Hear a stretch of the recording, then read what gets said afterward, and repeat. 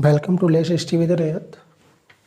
आज यहाँ पर मैं आपके लिए फिजिक्स का एक नया टॉपिक लेके आया हूँ, एक नया चैप्टर लेके आया हूँ।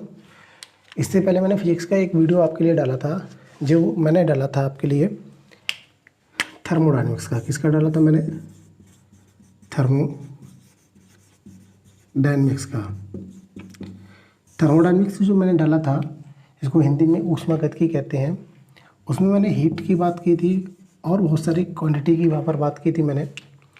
तो मैंने उस चैप्टर को लगभग कंप्लीट करा दिया है।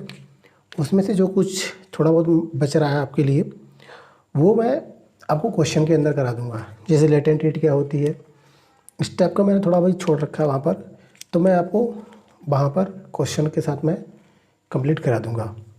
आज मैं आपके लिए एक नया चैप्टर लेके आया हूँ जिसका नाम है मैकेनिक्स। मैकेनिक्स को हिंदी में कहते हैं यांत्रिकी। और यांत्रिकी के अंतर्गत आपको एक नया चैप्टर पढ़ाने जा रहा हूँ। और ध्यान रखिएगा, ये चैप्टर जो है ना आपका रेलवे एनटीपीसी के पेपर में बहुत पूछा जाता है, या कोई भी आप आरआरबी जेईई का पेपर देने जाए, एनटीपीसी का पेपर देने जाए, या आप कोई भी लेखपाल का पेपर देने जाए, एसएससी का पेपर देने जाए, यानी किसी भी कॉम्पिटिटिव एग्जाम में, चाहे वो पीसीएस तक का हो। मैंने बोला था पहले दिन, मैं यहाँ पर जो फिजिक्स पढ़ाऊँगा वो आपकी पीसीएस लेवल तक को कवर कर जाएगी। इसको आप ध्यान रखिएगा। जब मैं इसके क्वेश्चन कराऊंगा, प्रत्येक चैप्टर वाइज क्वेश्चन कराऊंगा, तो आपको पता चलेगा कि यहाँ पर क्वेश्चन मैंने कैसे कराए हैं। अभी मैं क्वेश्चनों को क्या कर रहा हूँ, यांत्रिकी को पढ़ा दूँ, उसके बाद मैं हीट एंड थर्मोडायनेमिक्स के और यांत्रिकी के दोनों को क्वेश्चनों को करा दूँगा, ठीक है। क्योंकि पूरा सिलेबस को, कुछ टर्मों के बारे में आपको जान लेना चाहिए पहले, उसके बाद में हम क्वेश्चन की बात करेंगे, ठीक है।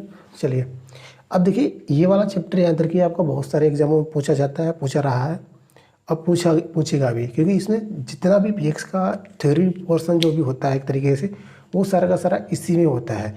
जैसे मैं आपको थोड़ा नॉलेज दूं, यहाँ पर आपको चाल के बारे में पढ़ना रहेगा, जिसको आप स्पीड कहते हैं। आपको यहाँ पर वेग के बारे में पढ़ना रहेगा, जिसको आप वेलोसिटी कहते हैं। आपको यहाँ पर एक्सेलरेशन, यानी जिसको आप त्वरण कहते हैं, ठीक है, एक्सेलरेशन के बारे में पढ़ना रहेगा। आपको यहाँ पर जितने भी मोशन होते हैं, जिनको आप गति कहते हैं, इसको भी आपको पढ़ना पड़ेगा। यहीं पे इसी चैप्टर में पढ़ाया जाएगा। और जब आप गति पढ़ेंगे ना, तो गति से बहुत सारे क्वेश्चन पूछे जाते हैं। जैसे आपसे कह देगा कि रोड पे कोई एक गाड़ी चल रही है, तो बता दीजिएगा इस पर कौन सी गति है, या इसके पहियों में कौन सी गति है। आपसे कह देगा कि अगर कोई व्यक्ति किसी गाड़ी के अंदर बैठा हुआ है, अब वो उसको क्या करे, पत्थर को फेंक दे, किसी भी गाड़ी में बैठे के या ट्रेन में बैठ के पत्थर को बाहर की तरफ फेंक दे, तो बताइएगा कोई बाहर जो खड़ा हुआ व्यक्ति है, उसको वो पत्थर का जो है ना फेंकने की जो आपको किस तरह गिरता है ना, वो उसको किस प्रकार का दिखेगा, यानी मार्ग पत्थर का किस प्रकार का दिखेगा। और आपको इसी में मोशन के अंतर्गत ही आपको जो आपने इक्वेशन पढ़ रखी होगी, आपने न्यूटन लॉ में इक्वेशन पढ़ रखी होगी, जो न्यूटन की गति के समीकरण है, वो आपको तीनों गति के समीकरण को भी पढ़ना है। साथ में इसी चैप्टर में आपको न्यूमेरिकल को भी पढ़ना है, न्यूमेरिकल भी पूछे जाते हैं। और इसके बाद में आपको जितनी भी गतियाँ होती हैं, चाहे वो किसी भी प्रकार की गति रहे, वो आपको पूरी कंप्लीट तरीके से यहाँ पर ही पढ़ाई जाएगी। अगली चीज़ इसमें आपको जो पढ़ना रहेगा ना, वो आपको क्या पढ़ना रहेगा, जो आपका थोड़ा कंसेप्ट ग्रेविटी से रिलेटेड होगा, जिसको आप गुरुत्व कहते हैं। गुरुत्व से रिलेटेड कंसेप्ट को अभी आपको यहीं पर पढ़ाया जाएगा। ग्रेविटी चैप्टर में आपको अलग पढ़ाऊंगा, लेकिन गुरुत्व से रिलेटेड जो भी कंसेप्ट है वो आपको यहाँ पर पढ़ना पड़ेगा। देखिए, यहाँ पर गुरुत्व से रिलेटेड कॉन्सेप्ट कैसे पूछा जाता है। आपसे कह देगा कि छत पे कोई खड़ा व्यक्ति है, वो नीचे की तरफ पत्थर डाल रहा है, और पत्थर जो है ना, दोनों के दोनों पत्थर, दो पत्थर हैं, एक भारी है एक हल्का है, और दोनों को पत्थरों को नीचे की तरफ वो डाला। और ध्यान रखिएगा, ये सारा कंडीशन किस में हो रहा है, निर्वात में हो रहा है। अगर निर्वात में वो क्या करे, दोनों पत्थरों को डाले, हल्का और भारी, तो बताइए कौन सा पत्थर पहले आएगा। यहाँ से इस टाइप के क्वेश्चन पूछे जाते हैं। तो ध्यान रखिएगा, इसमें 4 केस बनते हैं। उन चारों केसों को मैं आपको डिटेल से बताऊँगा कि वहाँ पर कहेगा पत्थर एक साथ छोड़ दें, एक को थोड़ा वेग दे के छोड़ दें, या कौन सा नीचे की तरफ सबसे पहले टकराएगा जाके, उसकी वेग की नीचे की तरफ किस पत्थर की स्पीड सबसे ज़्यादा होगी, इस टाइप के किस पत्थर का काइनेटिक एनर्जी सबसे ज़्यादा होगी। इस टाइप के क्वेश्चन आपको इसमें पूछे जाते हैं इस चैप्टर में। ठीक है, तो मैं यहाँ पर आपको बेसिक नॉलेज दे दी और मैं आपको जो है ना एक तरफ से छोटे से लेवल से लेके, क्योंकि इस चैप्टर एक दिन में आपका 1 घंटे 2 घंटे का नहीं है, इस चैप्टर में करने में आपको टाइम लगेगा। तो मैं इसको स्टार्ट करता हूँ बेसिक से, और बेसिक से लेके मैं आपको अब लेवल तक ले जाऊँगा। चलिए स्टार्ट करते हैं। चलिए, सबसे पहली बात, यहाँ पे आपके सामने एक शब्द लिखा है जिसका नाम है मैकेनिक्स। अभी मैकेनिक्स क्या होता है ज़रा इसको समझ लेते हैं। देखिए आप, मैकेनिक्स जो है ना, जिसको आप यांत्रिकी कहते हैं, मैकेनिक्स का मतलब होता है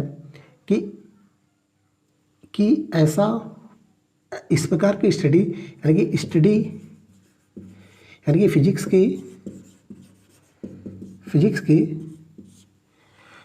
की एक तरीके से वो ब्रांच, या वो एक तरीके से बोल सकते हैं आप, एक तरीके से वो शाखा जिसके अंतर्गत आप क्या करेंगे, या वो चैप्टर जिसके अंतर्गत आप क्या करेंगे, किसी भी फोर्स के बारे में, किसी भी फोर्स यानी बल के बारे में पता करेंगे, और बल का किसी भी बॉडी के ऊपर, यानी कि बॉडी को अगर बोले हम किसी वस्तु के ऊपर या किसी पिंड के ऊपर क्या इफ़ेक्ट हुआ है, यानी कि किसी पिंड का, अगर मान लिया मैंने कोई एक ऑब्जेक्ट है, मान लीजिएगा ये कोई बॉडी है, ठीक है, और इसके ऊपर मैंने इस तरह से कोई फोर्स लगाया, मान लीजिएगा 10 न्यूटन का।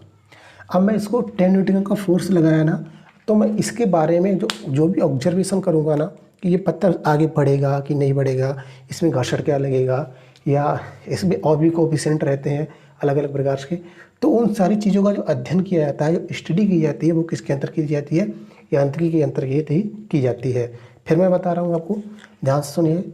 यांत्रिकी के मतलब क्या होता है, यांत्रिकी के अंतर्गत यानी कि यांत्रिकी एक वो चैप्टर है, या वो आपकी साइंस का एक वो पार्ट है जिसके अंतर्गत आप क्या पढ़ते हैं, किसी भी बॉडी के ऊपर आपने कोई फोर्स लगाया और फोर्स का ओवरऑल इफेक्ट क्या हुआ, उसके बारे में जो भी स्टडी की जाती है वो किसमें की जाती है, आपकी यांत्रिकी में की जाती है। चलिए अब बात करते हैं यहाँ पर पढ़ना क्या है। अब यहाँ पर आपको पढ़ना है, सीधा आपको पढ़ना है यहाँ पर मोशन के बारे में, ठीक है, आपको क्या पढ़ना है, मोशन के बारे में, यानी गति के बारे में। अब देखिए, मोशन के बारे में पढ़ने से पहले आपको ये पता होना चाहिए कि गति होती क्या है। तो ध्यान रखिएगा, गति के लिए आप ये एक चीज़ याद रखिएगा, समय के साथ किसी की स्थिति में जो भी परिवर्तन हो जाता है उसको गति कहते हैं। फिर सुनिएगा, समय के साथ किसी भी पिंड के या किसी भी वस्तु के जो स्थिति में परिवर्तन हो जाए ना, उसको क्या कहते हैं, हम गति कहते हैं। अब सिंपल तरीके से ये समझिएगा, मान के चलिएगा अभी मेरा डस्टर यहाँ पर रखा हुआ है, अब मैं इस डस्टर का मेरा यहाँ पर है, मैंने घड़ी लगाई, मान के चलिए अभी मैं घड़ी लगा रहा हूँ, मान के चलिए अभी 10 बजा है, तो मैंने क्या किया, इस पत्थर को अभी 10 बजे यहाँ पर मैंने टाइम नोट कर लिया, और इस पत्थर को मैंने इसको डस्टर को क्या किया, यहाँ पर 10 बजे मैंने यहाँ पर कर दिया। अब ये मेरा ऑब्जेक्ट है, थोड़ी देर में मैंने क्या किया, इसको एक डायरेक्शन में, कोई भी डायरेक्शन हो सकती है, मैंने क्या किया, यहाँ से मैं इधर की तरफ ले गया, अब मान के चलिए यहाँ तक पहुँचा 10:02 पर, ठीक है। तो यहाँ से यहाँ तक जो भी किसी एक निश्चित डायरेक्शन में ये क्या किया, गति किया है। तो यानी कि इसकी स्थिति में परिवर्तन हुआ, पहली स्थिति यहाँ पर मान के लिए ए थी, अब ये नई स्थिति इसकी क्या होगी, बी।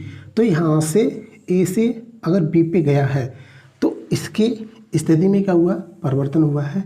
और समय यहाँ पर क्या हुआ है, समय कुछ लगा है, कितना लगा है यहाँ पर, 2 मिनट मान के चलिए। यानी कि सिंपल तरीके से आप कहें, किसी भी पिंड के, किसी भी ऑब्जेक्ट के, किसी भी वस्तु के समय के साथ स्थिति में परिवर्तन जो होता है ना, उसको क्या कहते हैं, हम गति कहते हैं, सिंपल। अब चलिएगा, अब देखिए, अब यहाँ पर गति की हम बात कर लेते हैं। गति भी आपने पढ़ी होगी बहुत सारी, तो गति में सबसे पहले मैं बात करूँगा, एक गति आपकी होती है रेखी गति। कौन सी होती है, फर्स्ट नंबर गति की बात करूँगा, रेखी गति, जिसको आप बोलते हैं लीनियर मोशन। क्या बोलते हैं, लीनियर मोशन।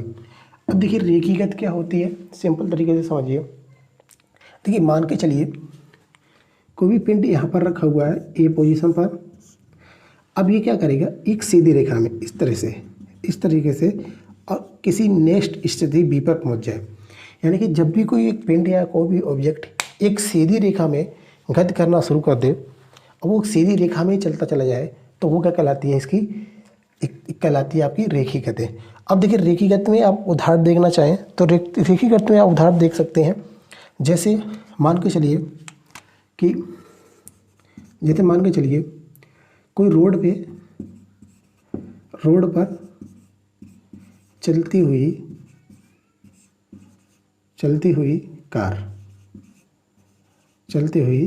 कार। अब देखिएगा रोड पे जो चलती हुई कार है ना, वो एक सीधी रेखा में जानी चाहिए। ऐसा नहीं होना चाहिए कि वो टर्न कर रही हो। अगर वो टर्न कर जाएगी ना तो वो दूसरी प्रकार की गति कहलाएगी। यानी कि सीधी रोड पे यहाँ पर अगर कार खड़ी है तो इस सीधी रेखा में चलती चली जाए तो वो कहलाएगी आपकी लीनियर गति या लीनियर मोशन। ठीक है। दूसरा एग्जाम्पल अगर आप यहाँ पर समझना चाहें तो दूसरा एग्जाम्पल आप समझिएगा, पेड़ से गिरता हुआ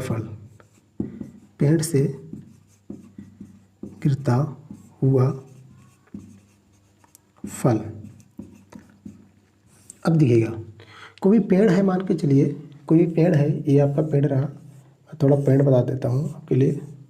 ये आपका यहाँ पर कोई पेड़ रहा और पेड़ पे क्या हुआ कि आपका ये पेड़ है और पेड़ पे यहाँ पर क्या हुआ, इस तरीके से आपके लिए सेब लगा हुआ है। ठीक है। अब ये क्या करेगा, सेब यहाँ पर अर्थ है। ठीक है। अब ये यहाँ पर अगर टूटेगा ना तो सीधा क्या करेगा, नीचे जाएगा ना, सीधा नीचे की तरफ जाएगा। तो अब देखिएगा इसकी जो गति है, इसने जो मार्ग फॉलो किया है, इसने जो रास्ता फॉलो किया है वो क्या है, एक प्रकार से लीनियर मोशन है, रेखीय गति है। इसको आप याद रखिएगा। यानी कि पेड़ से कोई भी गिरता हुआ फल है ना, वो किसकी गति के उदाहरण में आएगा, वो एक तरीके से आपका किसकी गति के उदाहरण में आएगा, रेखीय गति के उदाहरण में आएगा। ध्यान रखिएगा पेपर में आपको, कंपटीशन के पेपर में कभी भी आपको डेफिनेशन नहीं पूछी जाती है, लेकिन आपको उस पर बेस्ड न्यूमेरिकल अप्लाइड डाटा आना चाहिए, क्योंकि एप्लीकेशन ही आपको यहाँ पर पूछा जाता है पेपरों में। ठीक है। अब देखिए यहाँ पर, अब मान के चलिए आप यहाँ पर लेटे हैं तो क्या ये पेड़ जो है फल आपकी तरफ आएगा, नहीं आएगा। ये फल कहाँ जाएगा, नीचे की तरफ जाएगा। तो इसी की गति को क्या कहते हैं हम, सीधी रेखा में गति कहते हैं या लीनियर मोशन कहते हैं। चलिए अब एक दूसरी टर्म पे चलते हैं। अगला जो है ना, अगला है अनियमित गति। दूसरा कौन सा है, अनियमित गति। अनियमित गति को हम कहते हैं हिंदी में, अंग्रेजी में रैंडम मोशन।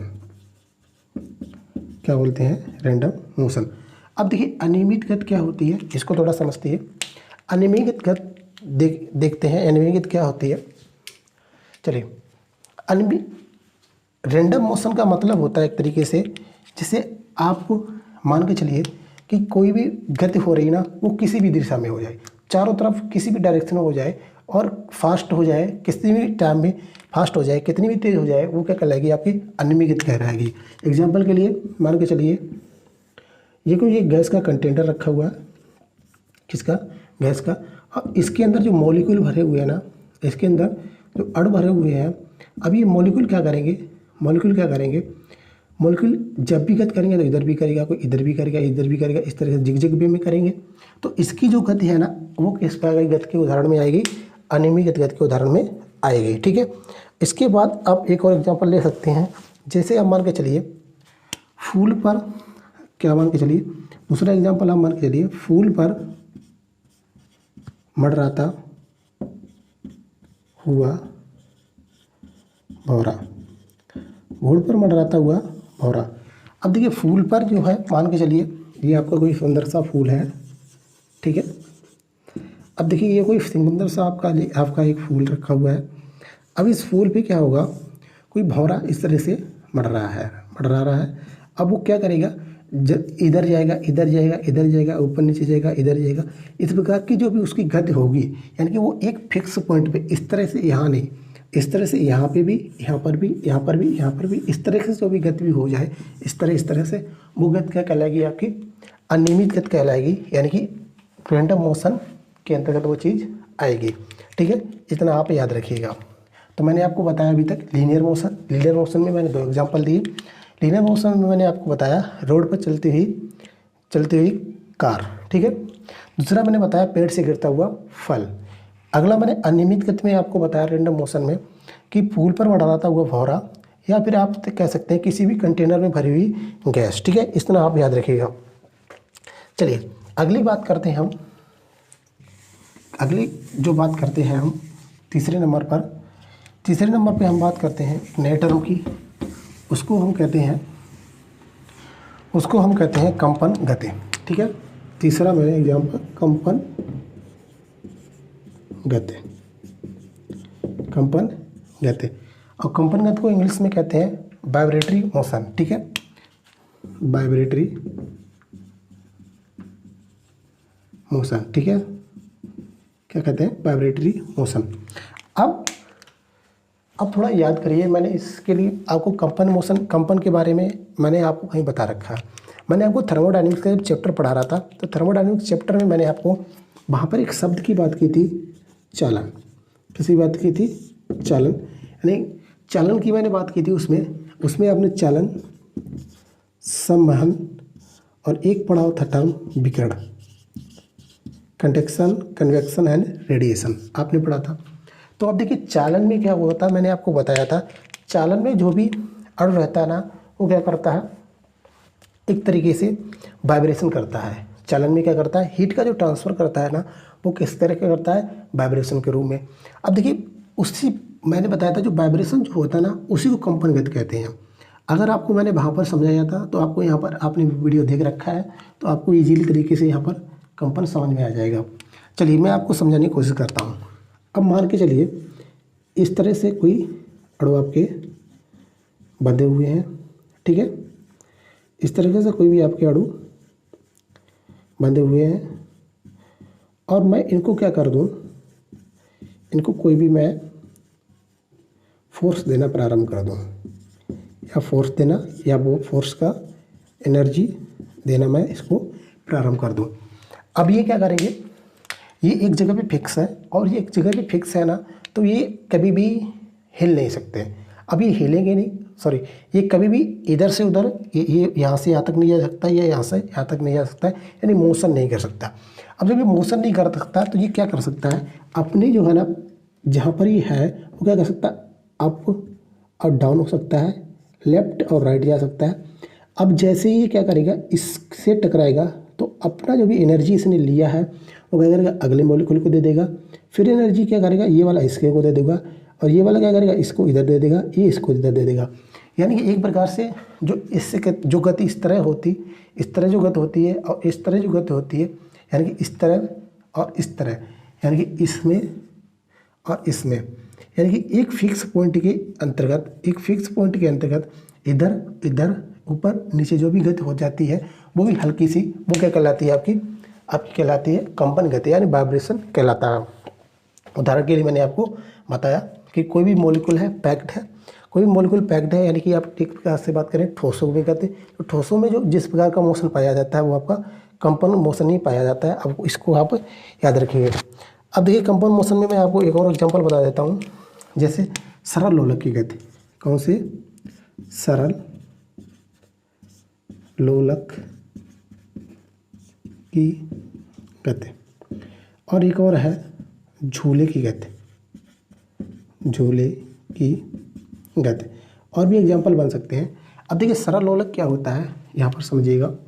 सरल लोलक क्या होता है, आप मान के चलिए ये आपका इस तरह से ये बना हुआ है, ठीक है।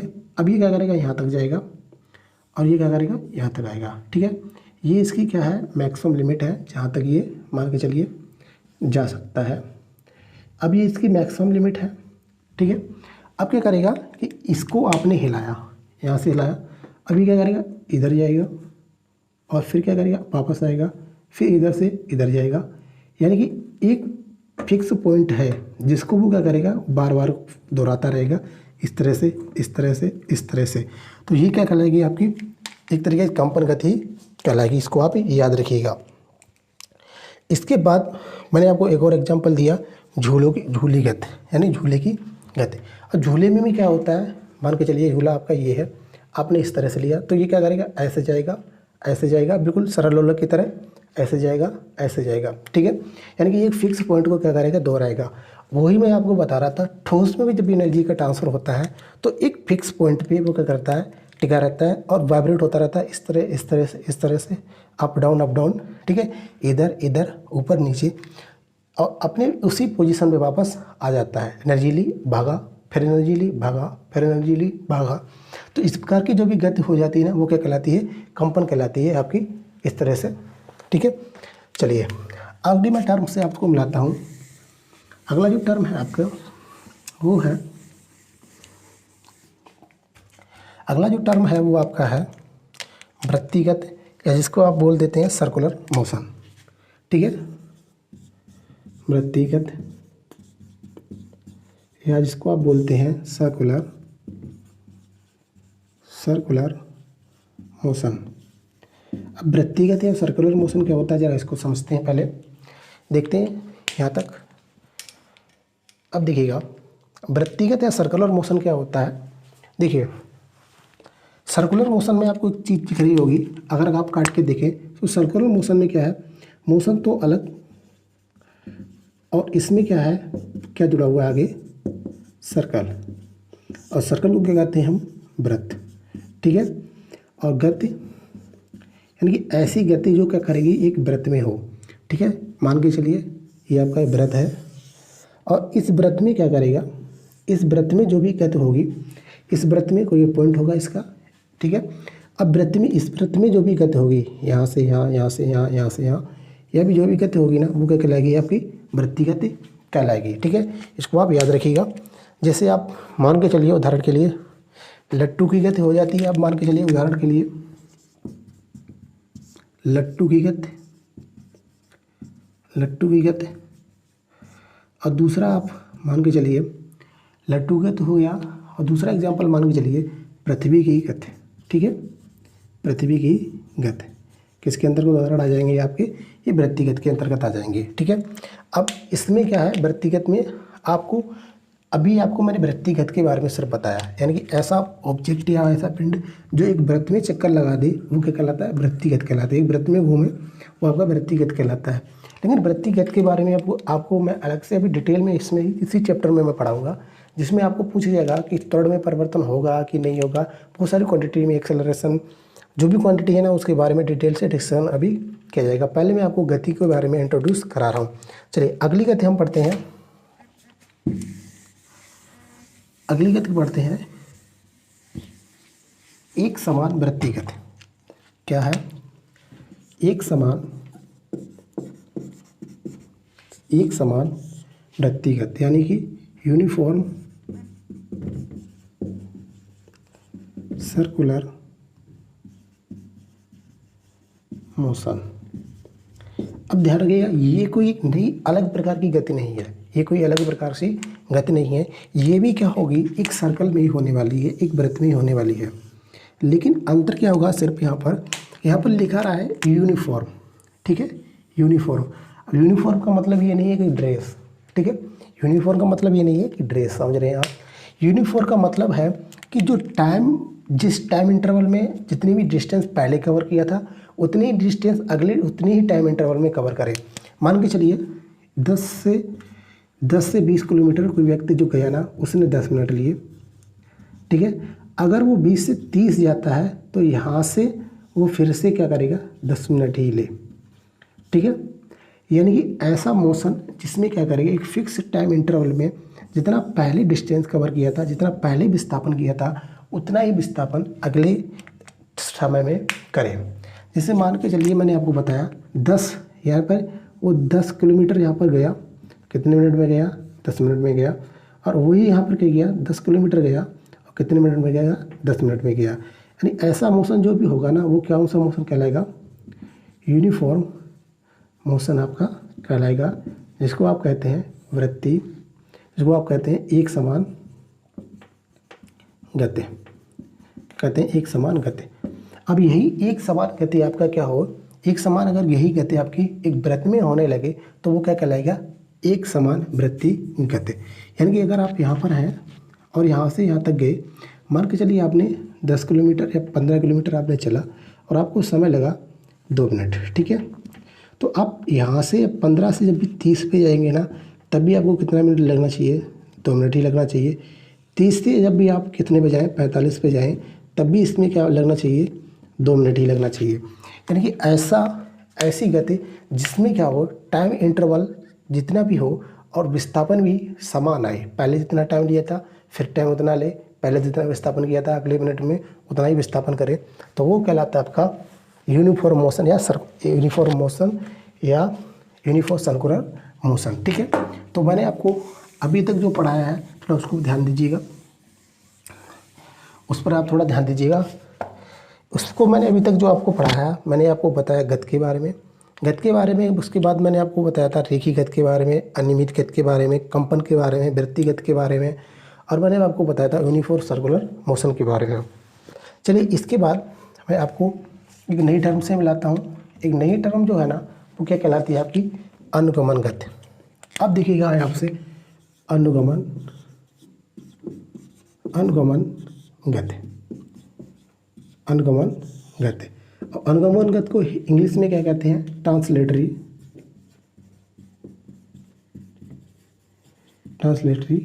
मोशन। अभी ट्रांसलेटरी मोशन क्या होता है जरा इसको समझते हैं। देखिएगा, ट्रांसलेटरी मोशन को मैंने अभी थोड़ी देर पहले आपको एक तरीके से समझाया था, जिसको मैंने बताया था आपको सरल रेखी गति, ठीक है। यानी कि जब भी कोई ऑब्जेक्ट यहाँ पर रखा हुआ है, ए पॉइंट पे मान लीजिएगा, और ये ऑब्जेक्ट क्या करेगा? एक सीधी डायरेक्शन में चलता हुआ क्या करेगा? बी पोजीशन पे पहुँच जाए। किस पोजीशन पे पहुँच जाए? बी पोजीशन पे पहुँच जाए। और वो क्या करे? एक सीधी डायरेक्शन में, एक सीधी रेखा में गति करे, वो क्या कहलाएगी? आपकी अनुगमन गति ही कहलाएगी। अब देखिए अनुगमन में क्या है, अनुगमन को अगर हम तोड़ना चाहें तो एक क्या बना हुआ है? अनु, दूसरा बना हुआ शब्द गमन, ठीक है। अनु मतलब क्या होता है? जो पीछे से रास्ता को क्या करे? फॉलो करे। क्या करे? फॉलो करे। यानी कि जो क्या करेगा? पहले वाला जो भी कण आपका गया है, पहले वाला जो भी पिंड गया है, उसके ही रास्तों को क्या करे? बार बार दोहराए। तो इस प्रकार की गति क्या कहलाती है? अनुगमन गति कहलाती है। अब इसमें आप देखे रखिए, इसमें आपको एक चीज़ ध्यान रखना है कि जो भी ऑब्जेक्ट है, जो भी आपका ऑब्जेक्ट है, यानी कि जो भी आपका पिंड है, उसको आपको क्या करना पड़ेगा? एक पॉइंट के रूप में कंसीडर करना पड़ेगा। क्या मान के चलना पड़ेगा? एक पॉइंट मान के चलना पड़ेगा ऑब्जेक्ट को। अगर ऑब्जेक्ट को आप एक पॉइंट मानेंगे तभी वो आपको एक अनुगमन गति देगा, ट्रांसलेटरी मोशन देगा। इसको आप याद रखिएगा। जैसे आपने देखा होगा एक सीधी सड़क पे कोई भी गति होगी आपकी कहलाएगी, वो किसके अंतर्गत आएगी? अनुगमन गति की आएगी। ध्यान रखिएगा, सीधी सड़क पे जो गति हो रही है कार की, वो क्या कहलाएगी? अनुगमन गति कहलाएगी। मैंने अभी पहिए की गति नहीं कही है। ध्यान रखिए, कार की जो भी गति होगी सड़क के सापेक्ष, वो क्या कहलाएगी? अनुगमन गति आपकी कहलाएगी, ठीक है। अब देखिए दूसरा एग्जाम्पल मैं आपको और देता हूँ। पृथ्वी के जो है ना, पृथ्वी का 365 दिन में चक्कर लगाना। किसका? पृथ्वी का 365 दिन में सूर्य का चक्कर लगाना। यानी कि जब पृथ्वी क्या करे? पृथ्वी को क्या करेंगे आप? मान के चलिए कोई एक पॉइंट है, ये वाले सन है, अब पृथ्वी क्या करेगी? यहाँ से इस तरह से क्या करेगी? इसके चारों तरफ चक्कर लगाए, ठीक है। ये अर्थ क्या करे आपकी? इसके चारों तरफ चक्कर लगाए। और आपने क्या किया अभी तक? आपने क्या किया? आपने इसको सन को एक तरीके से, यानी अर्थ को आपने एक तरीके से अपने पॉइंट के रूप में कंसीडर कर लिया। यानी आपने इसको क्या किया? एक पॉइंट मान लिया। अब इसकी जो भी गति होगी, ये इसके 365 दिन में जो भी गति होगी ना, वो किसके अंतर्गत आएगी? आपकी ट्रांसलेटरी मोशन के अंतर्गत आएगी, या आप जिसको कहते हैं अनुगमन गति के अंतर्गत आएगी। आप इसको याद रखिएगा, ठीक है। ध्यान रखिए 365 दिन की जो भी गति होगी ना, वो अनुगमन गति के अंतर्गत आएगी, ठीक है। चलिए इसके बाद एक नया टर्म से मिलाता हूँ। अगला जो टर्म आपका है वो आपका है अनुगमन गति के बाद घूर्णन गति। कौन सा है? घूर्णन गति, ठीक है। अब घूर्णन गति क्या होती है थोड़ी देर मैंने आपको पढ़ाया था सर्कुलर मोशन, या जिसको कहते हैं हम रोटेटरी मोशन, ठीक है। थोड़ी देर पहले मैंने आपको पढ़ाया था सर्कुलर मोशन, ठीक है। क्या पढ़ाया था मैंने आपको? Circular motion. सर्कुलर मोशन से ही रिलेटेड ये भी टर्म आपकी है घूर्णन गति, ठीक है। अब घूर्णन गति के लिए आपको मैं सीधा एग्जांपल समझाता हूँ। देखिए आपको क्या करना है, यहाँ पर आपको जैसे मान के चलिए कोई फैन है, ठीक है। फैन की जो भी गति होगी ना वो किसके अंतर्गत आ जाएगी? घूर्णन गति के अंदर आ जाएगी। अब घूर्णन की गति के अंतर्गत जो गति आएगी ना वो किसकी आएगी? फैन की, यानी कि पंखा की गति आएगी। अब जरा आप इसको समझते हैं पहले।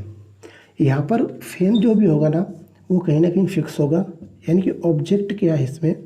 ऑब्जेक्ट क्या हुआ? एक पॉइंट के अबाउट फिक्स है, यानी कि एक पॉइंट पे ऑब्जेक्ट क्या है? फिक्स है। अब ऑब्जेक्ट क्या किया है यहाँ पर जैसा मैंने लीनियर मोशन में समझाया था, ए से बी की तरफ नहीं गया है, यानी वो ऑब्जेक्ट क्या हुआ? यहाँ से यहाँ तक चल के खुद नहीं गया है। जबकि अनुगमन गति में क्या था? ऑब्जेक्ट यहाँ से यहाँ तक चल के गया है, ठीक है।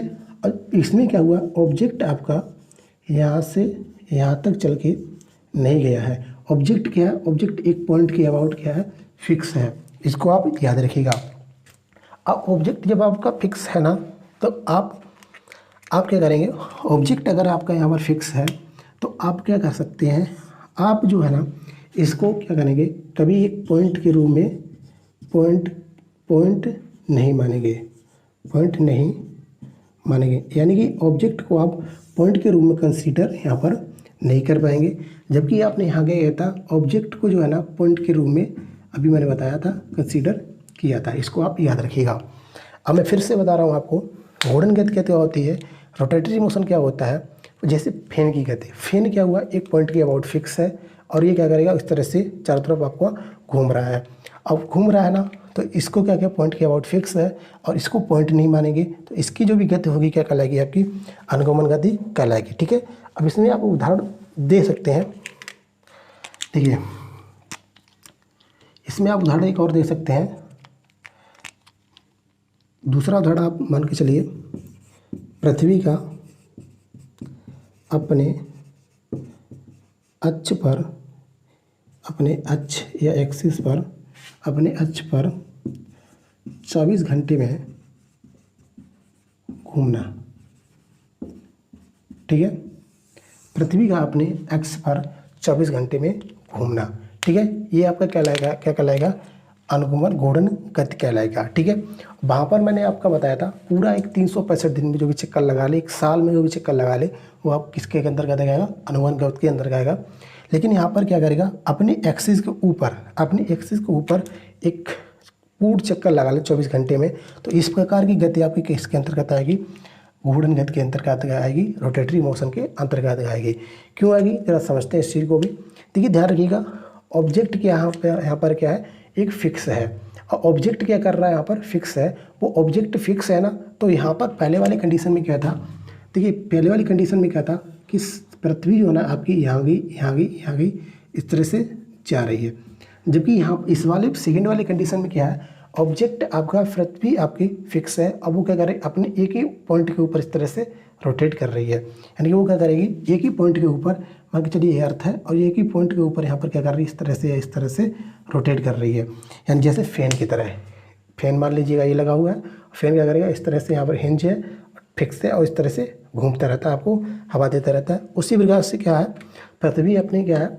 एक एक्सिस पे फिक्स है, अपने एक्सिस पे, और इस तरह से वो चक्कर लगा रही है, तो उसका क्या गति कहलाएगी? घूर्णन गति के अंतर्गत आएगी। अब देखिएगा यहाँ पर आपसे एक क्वेश्चन पूछा गया है इसी गति से। वो क्वेश्चन क्या है? जरा इसको हम रफ करते हैं, उस क्वेश्चन को हम जरा समझते हैं। वो क्वेश्चन क्या था? आपके लिए पूछा गया था, प्रीवियस ईयर है, पूछा जा चुका है आपको। आपसे पूछा गया था कि बताइए कि सड़क पर कार की गति किसका उदाहरण है? सड़क पर कार की गति किसका उदाहरण है? यानी कि कोई सड़क है और सड़क पर अगर कार की जो भी गति है ना वो किसका उदाहरण है, ये आपसे पूछा गया था। ठीक है, अब देखिए ज़रा समझते हैं इस चीज़ को। ऑप्शन वहाँ पर थे आपके लिए, पहला घूर्णनगत, दूसरा अनुगमनगत, तीसरा अनुगमनगत व घूर्णनगत दोनों। चौथा था आपके लिए था वृत्तिगत। इसको जरा आप समझते हैं पहले। ठीक है, अब देखिए ये आपके लिए पहले से क्वेश्चन आपको पूछा जा चुका है, तो इसको जरा आप समझते हैं। ठीक है, अब देखिए यहाँ पर कार पर कोई सड़क है, इस तरह से मान के चलिए ये, और सड़क पे क्या हुआ, कोई कार आपकी, ये मान के चलिए कोई आपकी कोई कार है और ये कार आगे की तरफ जा रही है। ठीक है, इस तरह से। अब जरा इसको समझिए, वो उसने कहा आपसे कि सड़क पर जो है ना एक कार जा रही है, वो किस गति का उदाहरण है। अब देख, अगर कार है तो कार के ये क्या है, पहिया है। ठीक है, पहिए हैं, और पहिए क्या कर रहे हैं, पहली चीज़ पहिए क्या कर रहे हैं, आगे की तरफ चल रहे हैं, और क्या कर रहे हैं, एक एक्सिस के अबाउट घूम रहे हैं और आगे की तरफ भी चलते हुए चले जा रहे हैं। यानी कि थोड़ी देर पहले मैंने बताया कि एक्सिस के अबाउट अगर घूमेगा तो ये कौन सी गति कहलाएगी, आपकी रोटेटरी मोशन, रोटेटरी मोशन कहलाएगा। बिल्कुल, अभी मैंने आपको बताया, यानी एक्सिस के अबाउट अपने एक्सल यहाँ पर होगा, उसका एक जो एक्सल बोलते हैं आपको, इस तरह से होगा, और उस पर क्या करेगा, इस तरह से ये घूमता हुआ चला जाएगा। ठीक है, अपने एक्सल पे यहाँ पर पॉइंट पे होगा और इस तरह से ये घूमता हुआ आगे आगे आगे चलता हुआ चला जाएगा। तो ये इस प्रकार की गति उसकी कौन सी कहलाएगी, घूर्णन कहलाएगी या रोटेटरी मोशन कहलाएगी। और उससे पहले मैंने आपको अनुगमन गति भी बताया था। अनुगमन गति जो थी ना, उसको मैंने बताया रेक्टिलिनियर मोशन में कि आपको ये जो है ना पॉइंट ये है, और ये क्या करेगा, यहाँ से चल के यहाँ पर पहुँच जाए, तो ये क्या करेगा, आपका अनुगमन गति का उदाहरण होगा। अब देखिए यहाँ पर कार का पहिया पहले इस पोजीशन पे था, अभी थोड़ी देर बाद क्या करेगा, कार का पहिया यहाँ पर होगा, थोड़ी देर बाद यहाँ पर होगा। यानी कि उसने क्या किया, एक पॉइंट ऑफ टाइम, एक सर्टेन पॉइंट ऑफ टाइम में क्या किया उसने अपना, और सर्टेन पॉइंट ऑफ टाइम में क्या किया उसने अपने स्थान में क्या किया, चेंज किया। अब जब ये स्थान में इसने चेंज किया ना, उसी को क्या कहते हैं हम, अनुगमन गति कहते हैं। तो आपका यहाँ पर राइट आंसर क्या बनेगा कि सिर्फ घूर्णन गति नहीं हो रही, यहाँ पर अनुगमन गति सिर्फ नहीं हो रही है, क्या होगा, अनुगमन गति व घूर्णन गति दोनों। इसको आप याद रखिएगा। अब वो यहाँ पर कार की गति पूछ ले आपसे, बैलगाड़ी की गति पूछ ले, रोड पर चला के आपसे किसी भी प्रकार से क्वेश्चन पूछ सकता है, लेकिन बेसिक जो थीम रहेगी ना वो यही रहेगी, तो आप इसको याद रखिएगा। चलिए, इसके बाद मैं आपसे एक नए टर्म से मिलाता हूँ, और एक नया टर्म जो है उसको मैं आपको बताता हूँ। चलिए, इसके बाद मैं आपको एक नए टर्म से मिलाता हूँ। जो नया टर्म आपके लिए है उससे मैं आपसे बात करता हूँ। यहाँ तक आपको समझ में आ चुका होगा, अगर नहीं आया तो आप वीडियो को दोबारा देख लीजिएगा, ध्यान से समझिएगा, क्योंकि अगर आपने यहाँ तक अभी तक पकड़ नहीं बना पाई है तो ध्यान रखिएगा आगे और भी मुश्किल होने वाली है। यहाँ तक आपका कंसेप्ट क्लियर होना चाहिए। इसके बाद मैं आपसे को एक नई गति से मिलाने जा रहा हूँ, और गति जिसको आप दो तरीके से पढ़ते हैं, वेग और चाल। ठीक है, पहले मैं आपको समझाता हूँ वेग और चाल क्या होता है।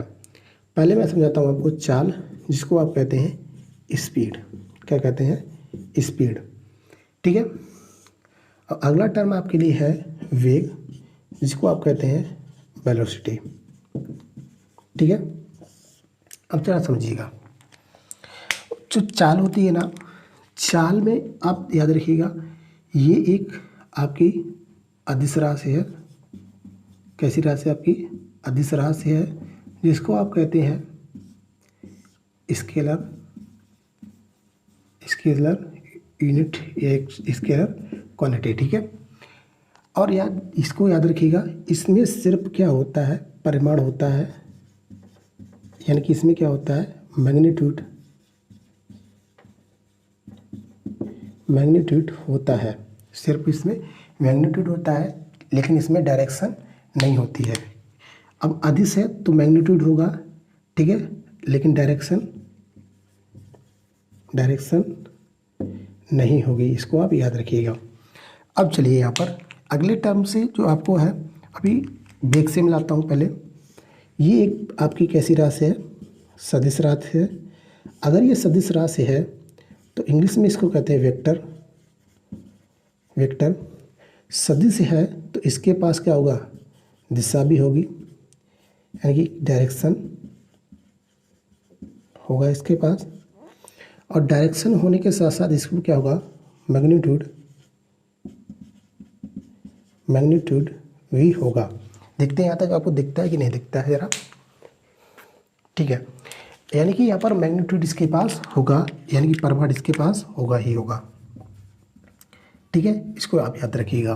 फिर से बता रहा हूँ, चाल क्या है, एक प्रकार से अदिश राशि है, और वेग क्या है आपका, एक प्रकार का सदिश राशि है। अगर अदिश है तो इसमें परिमाण होगा लेकिन डायरेक्शन नहीं होगी। वेग है तो इस सदिश राशि है, इसमें दिशा भी होगी और मैग्नीट्यूड यानी परिमाण भी होगा। अब इसके ऊपर और बात करते हैं ज़रा हम। चलिए अब इसको आप चाल को किस तरह से समझते हैं, वेग को किस तरह से समझते हैं, ज़रा इसको समझते हैं। चाल को अगर हम समझें तो चाल का मतलब होता है कि किसी निश्चित समय में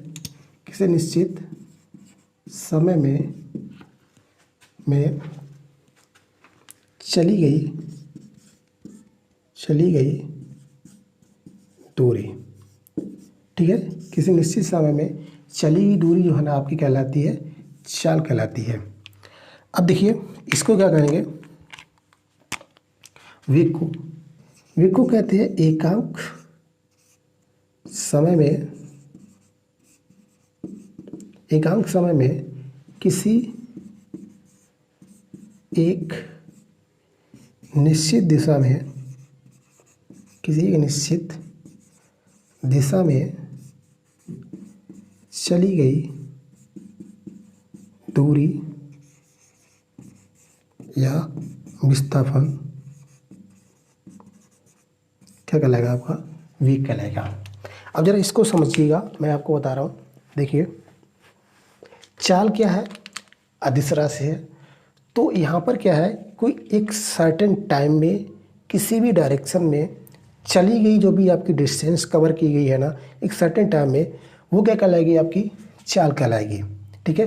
किसी एक निश्चित समय को भी आपको मेजर करना है वस्तु की, ऑब्जेक्ट की पोजीशन के साथ, ठीक है। वेग क्या होता है, वेग में आपको क्या करना है, डायरेक्शन होता है, और डायरेक्शन होगा ना तो किसी एक निश्चित डायरेक्शन में जो भी चली गई दूरी होगी समय के साथ विद रिस्पेक्ट ऑफ टाइम, वो क्या कहलाएगी, आपकी चाल वो आपकी क्या कहलाएगी, वेग कहलाएगी, ठीक है। यानी कि respect of time with direction क्या कहलाएगा, आपका एक तरीके से वेग कहलाएगा, और रिस्पेक्ट ऑफ टाइम और नो डायरेक्शन फिक्स क्या कहलाएगी, आपकी चाल कहलाएगी आपकी, ठीक है। आई होप आपको यहाँ तक समझ में आ चुका होगा। अब देखिएगा इसमें बेसिक डिफरेंस चाल और वेग में क्या है, सिर्फ डायरेक्शन का है, ध्यान रखिएगा। जो डिफरेंस है या इसका यानी अंतर है इसका, वो क्या है, सिर्फ डायरेक्शन का है, यानी किसका डायरेक्शन का है, सिर्फ अंतर किसका है, डायरेक्शन का है। इसको आप याद रखिएगा। अब देखिए चाल और वेग के लिए आपको चाल बराबर जो भी होता है वो क्या होता है, दूरी बटे समय, ये फॉर्मूला आपने पढ़ रखा होगा, ठीक है। अब इसके अगर हम विमा की बात करें तो इसकी विमा दूरी क्या बनती है एल, समय की क्या बनती है टी, तो इसकी अगर विमा लिखना चाहें तो क्या लेंगे LT-1। इसको आप याद रखिएगा, पूछी जा चुकी है। वेग की विमा भी यही होगी, इसको भी आप याद रखिएगा। वेग की विमा भी क्या होती है, यही होती है। इसका मात्रक जो होता है ना चाल और वेग का दोनों का मीटर प्रति सेकेंड होता है, इसको आप याद रखिएगा। अब मैं आपको थोड़ा इसके बारे में और डेप्थ में समझाता हूँ, जरा इसको चलिए। अब इसके बारे में आपको और समझाता हूँ, जरा इसके पहले थोड़ा जगह बनाओ, ठीक है। अब चलिए चाल और वेग यहाँ तक, ठीक है। अब देखिएगा, अब हम बात करेंगे आपको अब यहाँ पर अगर वेग में, अगर आपको वेग है ना आपका, वेग में अगर मैग्नीट्यूड है, यानी कि आप कह सकते हैं स्पीड, चाल। एक मिनट दूसरे तरीके से समझाता हूँ आपको। देखिए, अगर आप वेग को समझना चाह रहे हैं ना, वेग को आप समझना चाह रहे हैं, यानी कि वेलोसिटी को आप समझना चाह रहे हैं, तो वेलोसिटी आपका 2 नंबर का प्रोडक्ट है। 2 नंबर का क्या प्रोडक्ट है? एक तो ये प्रोडक्ट है डायरेक्शन का, यानी कि दिशा का, और दूसरा ये प्रोडक्ट है आपका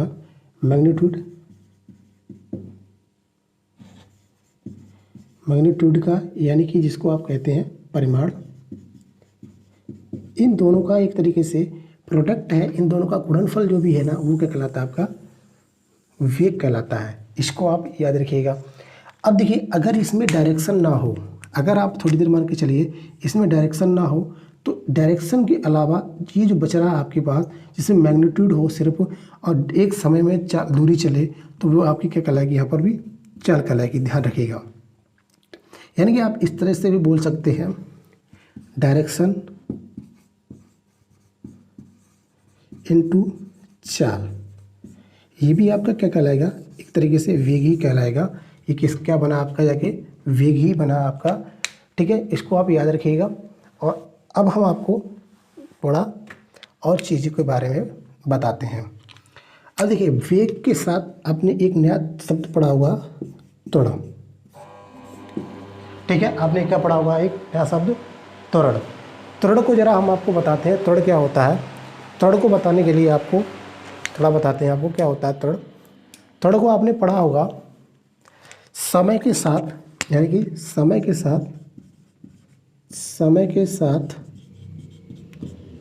साथ वेग परिवर्तन जो भी होता ना, वेग परिवर्तन की दर।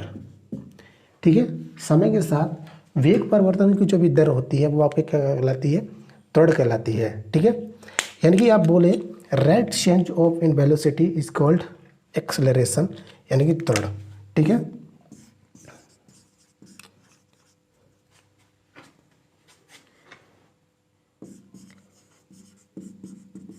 क्या कहलाएगी? आपकी त्वरण कहलाएगी। ठीक है, अब देखिए, यहाँ तक मैंने आपको बताया, वेग बताया मैंने, त्वरण बताया, चाल बताई। इसके आगे का जो है ना, मैं अगले वीडियो में डालूंगा। अगले वीडियो में आपको इसके बारे में और भी, चाल के बारे में, वेग के बारे में और एक्सेलरेशन के बारे में डिटेल से पढ़ाने वाला हूँ। अब यहाँ पर आपको इस तरह से भी पूछा जाता है कि बताइए, इस सर्कल में कोई भी अगर है, अब बताइए इस सर्कल में यहाँ पर अगर वो चल रहा है, मान के चलिए मैं यहाँ पर करा देता हूँ आपको। अब यहाँ पर देखिए, इसको थोड़ा मैं आपको बताता हूँ। देखिए, त्वरण जो है ना, वो त्वरण वो किसका फैक्टर है? एक तो क्या है आपका, त्वरण में जो है ना आपका क्या रहता है? वेग रहता है। वेग में क्या होगा? परिवर्तन अगर होगा ना, वो क्या कहलाएगा? त्वरण। वेग में अगर परिवर्तन होगा, वेग बोले या आप बोले तो त्वरण के लिए, अगर स्पीड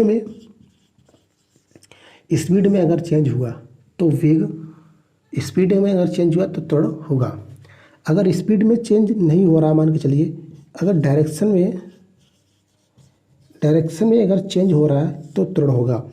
यानी कि अगर आपको त्वरण समान रखना है, तो इन दोनों क्वांटिटी के ऊपर आपको नियंत्रण करना पड़ेगा। यानी अगर एक्सेलरेशन को आपको जीरो बनाना है, एक्सेलरेशन आपको अगर जीरो बनाना है, तो अगर एक्सेलरेशन आपको जीरो बनाना है, तो इसका मतलब क्या है? Speed and direction constant. ठीक है, कैसी होनी चाहिए? कांस्टेंट या नियत होनी चाहिए। ठीक है, इसको आप ध्यान रखिएगा। यानी कि अगर मान के चलिए कोई अगर ये पिंड है, या ये मान के चलिए कोई सर्कल है, इस सर्कल में मान के आपको मैं कहूँ कि कोई एक बॉडी है यहाँ पर। अब ये बॉडी क्या करेगी? 5 मीटर पर सेकंड से यहाँ पर चक्कर लगा रही है। अगले पॉइंट यहाँ पर आई, 5 मीटर पर सेकंड से यहाँ पर चक्कर लगा रही है। अगली भी 5 मीटर पर सेकंड, यहाँ से 5 मीटर पर सेकंड पे यहाँ पर। और मैं आपसे यहाँ पे कहूँ कि इसमें क्या त्वरण है? क्या इसमें त्वरण है। अब आप देखिए क्या हुआ, आपने सिर्फ ये पढ़ रखा है कि समय के साथ जो भी वेग में परिवर्तन होगा वो क्या कहलाएगा, त्वरण कहलाएगा। लेकिन यहाँ पर जो वेग में परिवर्तन जो हो रहा है ना वो हो ही नहीं रहा, कांस्टेंट है। यानी कि वेग में परिवर्तन अगर नहीं हो रहा है ना तो आपने अगर थोड़ा ही इसको समझा है तो आप क्या करेंगे, कहेंगे त्वरण नहीं है, यानी त्वरण में चेंज कोई भी नहीं हो रहा है। जबकि इसमें क्या होगा, त्वरण में चेंज होगा। क्यों होगा, थोड़ा ध्यान से सुनिए। मैंने अभी आपको बताया त्वरण जो है ना, स्पीड त्वरण जो है ना वो दो फैक्टर है, स्पीड और डायरेक्शन का। अगर स्पीड की अगर बात करेंगे तो यहाँ पर स्पीड यहाँ पर भी फिक्स है, यहाँ पर भी फिक्स है, यहाँ पर भी फिक्स है। लेकिन मैंने अभी आपको बताया अगर इस आपको त्वरण को जीरो करना है तो स्पीड और डायरेक्शन दोनों को मेंटेन करके बराबर ही रखना पड़ेगा। यानी कि मैं इस तरह से जा रहा हूँ और मैं इस तरह से ही आगे चलता चला जाऊँ, मेरी स्पीड में भी कोई परिवर्तन नहीं होना चाहिए और मैं जिस डायरेक्शन में इस तरह से जा रहा था उसी डायरेक्शन में मैं आगे भी बढ़ना चाहिए। मैं डायरेक्शन कोई भी चेंज ना करूँ तो वो क्या कहलाएगा, त्वरण जीरो कहलाएगा, यानी कि एक्सेलरेशन जीरो कहलाएगा। तो इसका मतलब क्या है, स्पीड और डायरेक्शन दो क्वांटिटी पे डिपेंड किया है, एक्सेलरेशन डिपेंड है। देखिए मैं आपको बहुत धीरे से क्यों बता रहा हूँ उस चीज़ को, क्योंकि बहुत सारे लोग इसको समझ नहीं पाते हैं, इसलिए मैं आपको बहुत धीरे से यहाँ पर बता रहा हूँ एक्सेलरेशन के बारे में। उसके बाद मैं अपने आप से स्पीड को बढ़ा दूंगा, आपने देखा होगा पिछले लेक्चर में। अब देखिए स्पीड और डायरेक्शन पे डिपेंड क्या है, त्वरण डिपेंड है। अब देखिए स्पीड यहाँ पर मैंने कांस्टेंट कर दी, क्या मैंने इस पर डायरेक्शन कांस्टेंट कर पाई, क्या मैंने इसकी डायरेक्शन कांस्टेंट कर पाई, तो बिल्कुल नहीं। डायरेक्शन पहले क्या थी, ये थी, अगले पल इसकी डायरेक्शन क्या हो गई, ये हो गई, अगले पल इसकी डायरेक्शन क्या हो गई, ये हो गई, अगले पल इसकी डायरेक्शन क्या हो गई, ये हो गई। यानी कि यहाँ पर क्या हुआ, डायरेक्शन में क्या हुआ, चेंज होता रहा, बट स्पीड में यहाँ पर कोई चेंज नहीं हुआ। लेकिन मैंने बताया स्पीड और डायरेक्शन में से एक भी क्वांटिटी में अगर चेंज हो गया तो एक्सेलरेशन होगा ही होगा। ठीक है, तो इसके आगे मैं जो भी है ना कंटेंट और आपको पढ़ाऊँगा, डेप्थ में पढ़ाऊँगा। तब तक के लिए thank you for watching me, stay tuned, thank you. Video को देखिएगा, शेयर करिएगा दोस्तों में, लाइक सब्सक्राइब करना मत भूलिएगा, क्योंकि इससे पहले आपने जो वीडियो देखे हैं उस पर आपका रिस्पॉन्स अच्छा ही आता चला जा रहा है। Thank you.